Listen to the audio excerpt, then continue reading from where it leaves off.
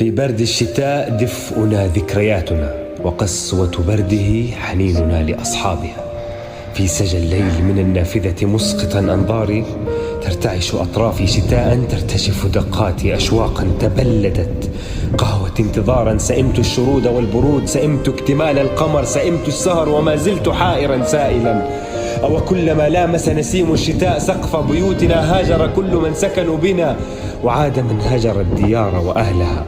لا يغفر من كان له أثر على أعتابنا، وأغرقت آثاره بأمطار شتائنا. نحن نشتاق فيهدمنا الحنين شوقا، فنبقى نشتاق.